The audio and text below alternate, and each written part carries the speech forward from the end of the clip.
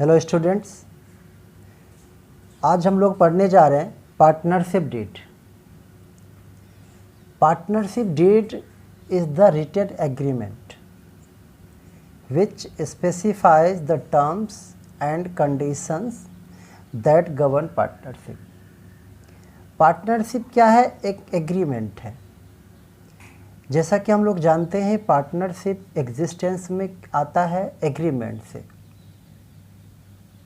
जब दो या दो से ज़्यादा पर्सन आपस में एग्रीमेंट करते हैं बिजनेस करने के लिए और उस बिजनेस के प्रॉफिट को शेयर करने के लिए। डिफिनीशन पार्टनरशिप का आपको याद होगा। Partnership is the relation between persons who have agreed to share the profits of a business carried on by all और any of them acting for all. तो जब कई लोग मिलकर बिजनेस करेंगे तो उनके बीच समझौता होगा। समझौता जैसे किस प्रोडक्ट का बिजनेस करेंगे, वो प्रोडक्ट परचेज करके वो सेल करेंगे या बनाएंगे, प्रोडक्शन करेंगे, उस प्रोडक्ट को किस जगह पे सेल करेंगे, किस टाइप के कस्टमर्स के लिए प्रोडक्ट बनाएंगे, कौन पार्टनर कितना कैपिटल इंट्रोड्यूस करेगा, फर्म का नाम क्या होगा, बैंक में अकाउंट ओपन करना है, प्रॉफिट किस तरह से शेयर करेंगे। तो ये सारी बातें पार्टनर्स के बीच एग्रीमेंट होता है। तो वो एग्रीमेंट हालांकि ओरल भी हो सकता है, रिटन भी हो सकता है, लेकिन ओरल एग्रीमेंट में प्रॉब्लम है,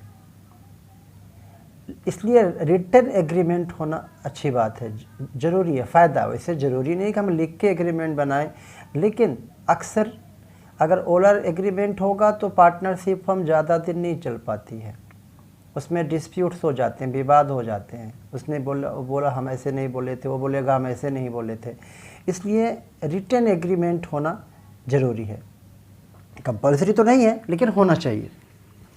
तो पार्टनरशिप डीड क्या है? और कुछ सिंपल सी चीज़ है, एक एग्रीमेंट है।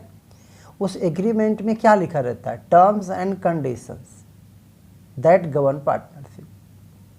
पार्टनरशिप जो का फर्म का जो बिजनेस चलेगा, उसका बिजनेस कैसे करना है, वो सारी बातें पार्टनरशिप डीड में मेंशन रहती हैं।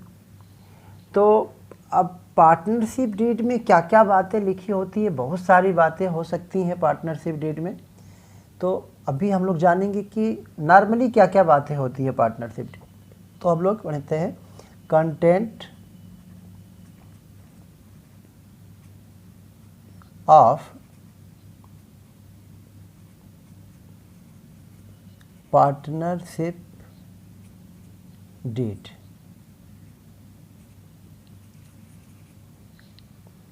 तो पार्टनरशिप डीड में सबसे पहले जो बात होनी चाहिए वो है name.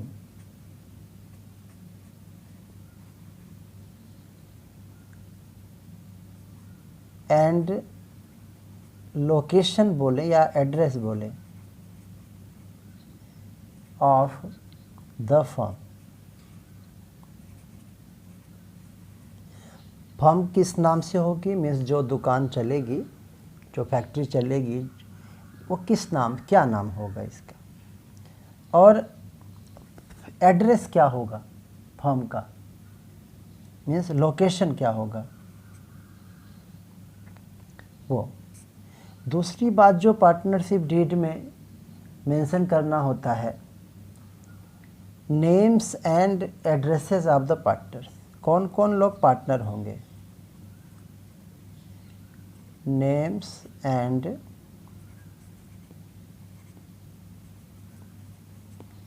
Addresses of the partners.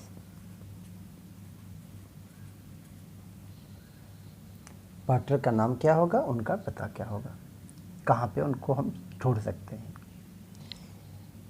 तीसरी बात जो पार्टनरशिप डीड में लिखी होनी चाहिए, the type and nature of business.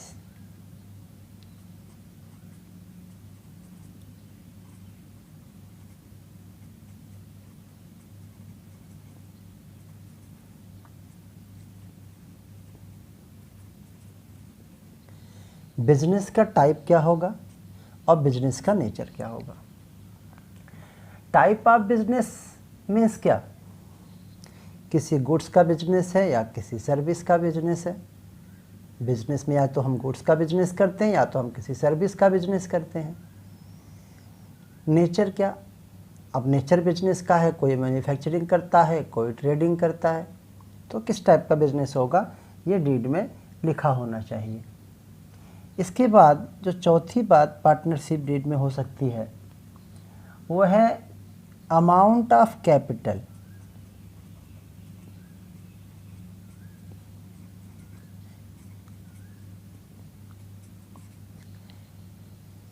कौन सा पार्टनर कितना रुपया कैपिटल इंट्रोड्यूस कर रहा है, या कैपिटल इन्वेस्टमेंट भी हम कह सकते हैं। वैसे तो बिजनेस में कैपिटल बाद में हम इंक्रीज भी कर सकते हैं, लेकिन स्टार्टिंग में कौन कितना कैपिटल कंट्रीब्यूट कर रहा है ये बातें पार्टनरशिप डीड में लिखी होती हैं। और बातें होती हैं डिवीज़न ऑफ प्रॉफिट लॉस या distribution, distribution of profits and losses. वैसे तो लॉस के लिए बिजनेस होता नहीं है, लेकिन कभी कभी लॉस हो जाता है। तो प्रॉफिट किस तरह से शेयर करेंगे।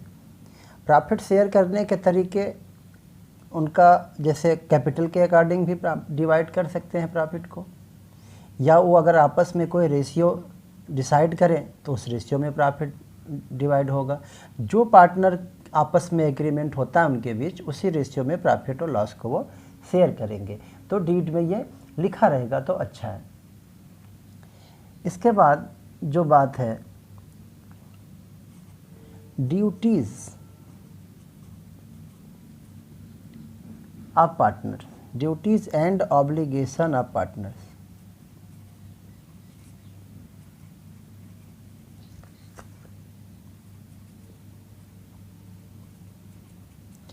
पार्टनर्स की क्या क्या ड्यूटीज होंगी, क्या क्या उनके रिस्पॉन्सिबिलिटीज होंगी, ये बातें भी डीड में लिखी जा सकती हैं।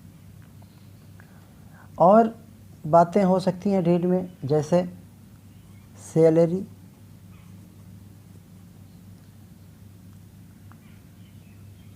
सैलरी एंड कमीशन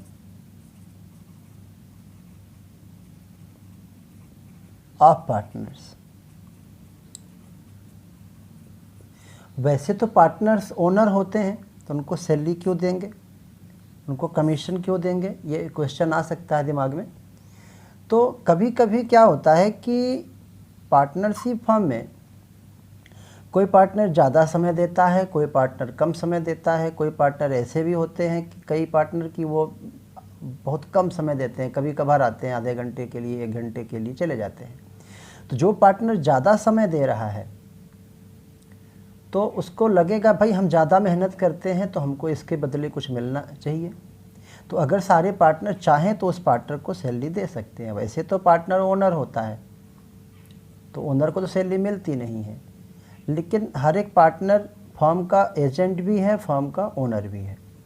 तो जो पार्टनर ज़्यादा मेहनत करता है, ज़्यादा टाइम देता है, उस पार्टनर को सैलरी दे सकते हैं। कमीशन की बात है, जैसे अब फर्म है, 4 पार्टनर हैं, 6 पार्टनर हैं, 10 पार्टनर हैं, जो भी हैं, तो सब लोग की कोशिश होती है कि हमारा प्रोडक्ट ज़्यादा से ज़्यादा सेल हो। तो प्रोडक्शन में क्या है, जो कुछ आलसी पार्टनर होंगे वो सोचेंगे चलो भाई सब तो मेहनत कर ही रहे हैं, सामान सेल हो रहा है, प्रॉफिट तो हमको मिलेगा ही, हम क्यों मेहनत करें। तो कमीशन रखने से क्या होता है कि जिस पार्टनर की वजह से ज़्यादा सेल होगा उसको एक्स्ट्रा अमाउंट दिया जाएगा सेल पर कुछ परसेंटेज से या प्रॉफिट के कुछ परसेंट से। तो पार्टनर्स को मोटिवेट करने के लिए कि हर पार्टनर प्रयास करे, मेहनत करे, तो उसको कमीशन दे दिया जाता है अलग से, जिससे कि वो ज़्यादा मेहनत करें फर्म के लिए। नेक्स्ट बातें क्या हो सकती हैं डीड में,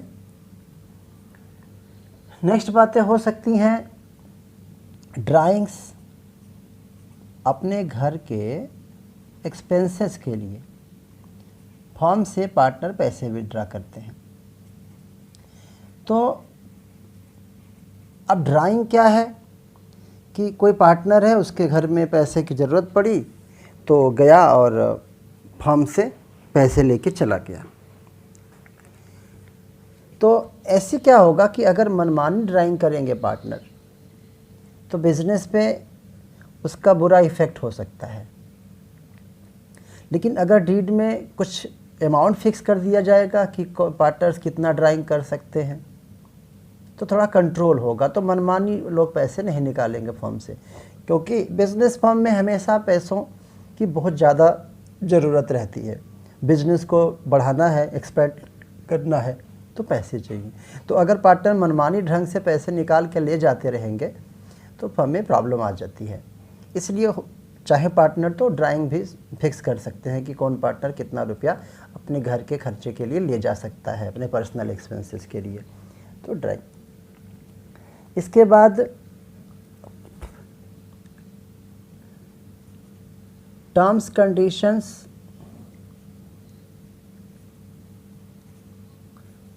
and conditions governing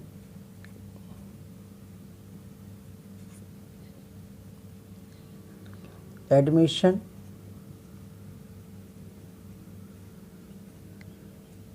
retirement,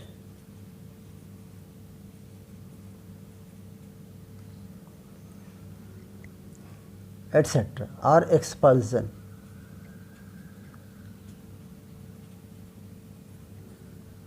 of a partner.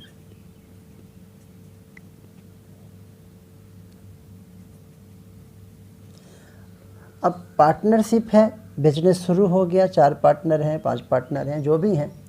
अब वो चाहते हैं कि किसी एक बंदे को और अपने फर्म में शामिल कर ले, उसको पार्टनर बना ले। तो जब किसी को हम नया पार्टनर लेंगे अपने फर्म में, एडमिट करेंगे, तो उससे रिलेटेड क्या रूल्स होंगे, जैसे गुडविल का वैल्यूएशन होता है और तमाम बातें हो सकती हैं। तो ये सब बातें डीड में लिखी रहने से अच्छा रहता है। कोई जितना चीज़ें ज़्यादा से ज़्यादा चीज़ें डीड में मेंशन रहेंगी बिजनेस से रिलेटेड, पार्टनरशिप से रिलेटेड, उतना क्लियर रहेगा, उतना डिस्प्यूट कम होंगे और फर्म लंबी चल सकती है। रिटायरमेंट, अब कोई पार्टनर फर्म छोड़ के जा रहा है या किसी पार्टनर की डेथ हो गई तो उसका हिसाब किताब करके उसके घर वालों को पैसा देना पड़ेगा, तो उससे रिलेटेड रूल क्या होंगे ये डीड में लिखा रहेगा तो अच्छी बात है। एक्सपल्जन, किसी पार्टनर को निकालना है फर्म से, वो फर्म के लिए दिक्कत कर रहा है, प्रॉब्लम क्रिएट कर रहा है, फर्म का नुकसान कर रहा है, तो उसको क्या क्या ऐसे बातें हैं जिसके कारण से किसी पार्टनर को फर्म से हटाया जा सकता है, तो वो बातें भी डीड में लिख सकते हैं। ये सारी बातें ज़रूरी नहीं लिखना। अब वैसे तो फर्म का हम रजिस्ट्रेशन अगर कराते हैं पार्टनरशिप का तो कुछ बातें ज़रूरी होती है लिखनी, लेकिन इतनी सारी बातें ज़रूरी नहीं कि हम डीड में लिखें। लेकिन जितना क्लियर रहेगा, जितनी बातें लिखे रहेंगी क्लियर, उतना फर्म के लिए अच्छा होगा, पार्टनरशिप के लिए अच्छा होगा और फर्म लंबा चलेगी। और भी बातें हो सकती हैं पार्टनरशिप डीड में, जैसे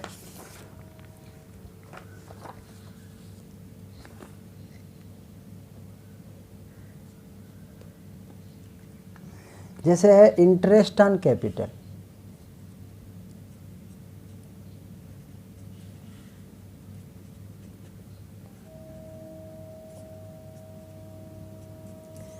अब पार्टनर्स जो पैसा लगाते हैं फर्म में अपने घर से लाके, वो कैपिटल है। तो कैपिटल कोई पार्टनर कम पैसे लगा पाता है, कोई ज़्यादा लगाता है।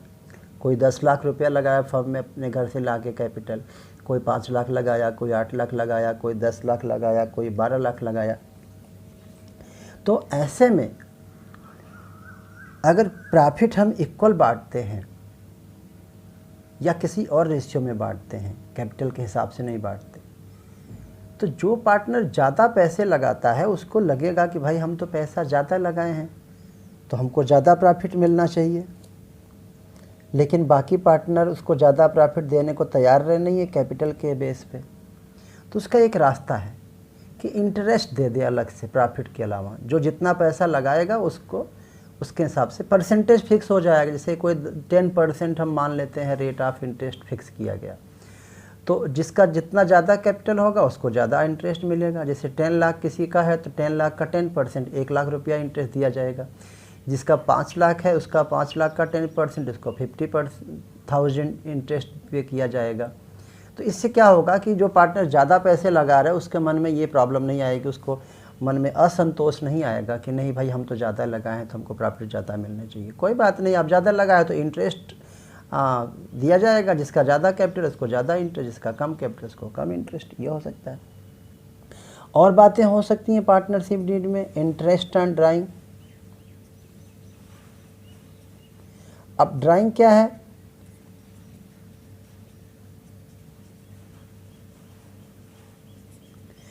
ड्राइंग से जो पार्टनर फर्म से अपने घर के लिए, अपने पर्सनल एक्सपेंसेस के लिए पैसे निकाल के ले जाते हैं। तो अगर पार्टनर चाहें तो सब लोग अगर एग्री हों तो उस पर इंटरेस्ट हम चार्ज कर सकते हैं, उनसे ले सकते हैं, फर्म ले सकती है। इससे क्या होगा कि पार्टनर अननेसेसरी ड्राइंग करने से बचेंगे। अगर इंटरेस्ट नहीं होगा तो किसी को अपने घर के लिए पैसों की कुछ भी ज़रूरत पड़ेगी तो फटाक से आएगा, दुकान से पैसे लेके चला जाएगा।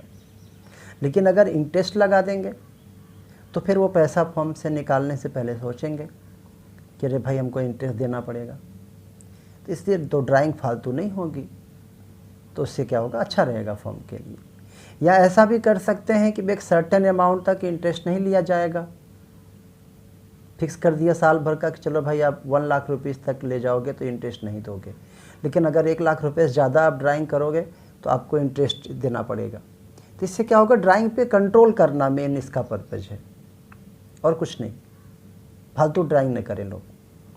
तो ऐसे बहुत सारी बातें हो सकती हैं। Preparation of accounts, procedure of dissolution, और भी बातें हो सकती हैं।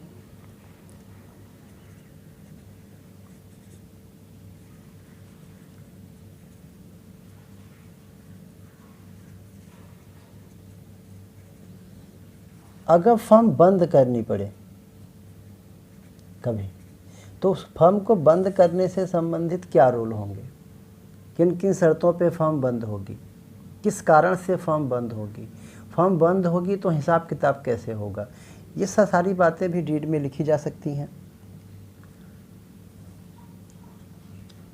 और भी बातें हो सकती हैं। प्रिपरेशन ऑफ अकाउंट्स, हिसाब किताब,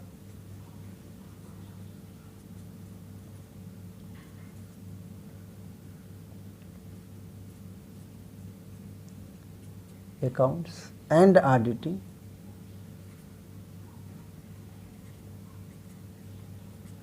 तो बुक्स ऑफ अकाउंट कैसे प्रिपेयर होगा, ऑडिटिंग क्या कराना है कि नहीं कराना है। ऑडिटिंग मीन्स उन बुक्स ऑफ अकाउंट का एग्जामिनेशन, चेक कराना किसी थर्ड पर्सन से, बाहरी व्यक्ति से, कि जो अकाउंट प्रिपेयर किया गया है वो ठीक है कि नहीं ठीक है।